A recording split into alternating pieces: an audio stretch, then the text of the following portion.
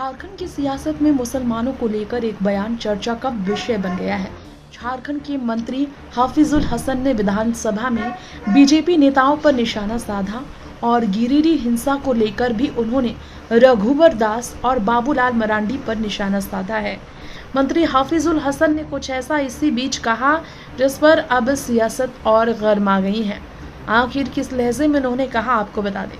दरअसल झारखंड सरकार में मंत्री हाफिजुल हसन ने विधानसभा में बीजेपी नेताओं रघुवर दास और बाबूलाल मरांडी पर टिप्पणी करते हुए गिरिडीह में भड़की हिंसा को लेकर कहा, दोपहर होते होते हिंदू और मुस्लिम भाइयों के बीच सब शांत हो गया। उस समय रघुवर जी देवघर जा रहे थे। बीच रास्ते उन्हें गिरिडीह की शांति के बारे में पता चला तो अपनी गाड़ी उस तरफ मोड़ लिया।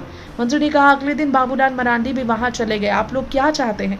अब 60-65 साल के हो रहे हैं, कौन समझाएं कि अगले 20 साल तक कोई वैकेंसी नहीं है। हेमंत सोरेन ही 20 साल तक रहने वाले हैं।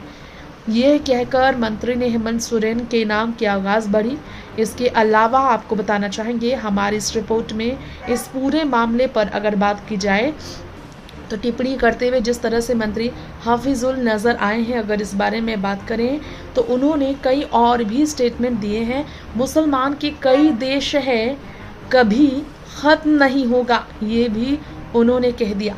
हिंदू मुस्लिम के मुद्दे पर हाफिजुल ने बीजेपी को चेतावनी देते हुए कहा, अभी आपके 6-7 सांसद राज्य के लिए कुछ नहीं करेंगे तो हाफ हो जाएंगे। जनता केवल हिंदू मुस्लिम सुनने नहीं आती है।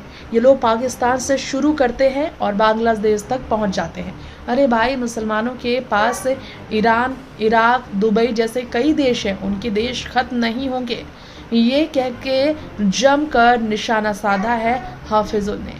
आपको बताना चाहेंगे, हमारी इस रिपोर्ट में हाफिजुल का कहना ये चौंकाने वाला सामने आया है। चाचा से मंत्री हाफिजुल का तात्पर्य भी सामने आया है और रघुवर दास और बाबूलाल मरांडी ऐसे ही लड़ाई लड़वा रहे हैं, ये भी हाफिजुल ने कहा है। नेक्स्ट 9 पॉलिटिकल बाइट्स, तृप्ति की रिपोर्ट।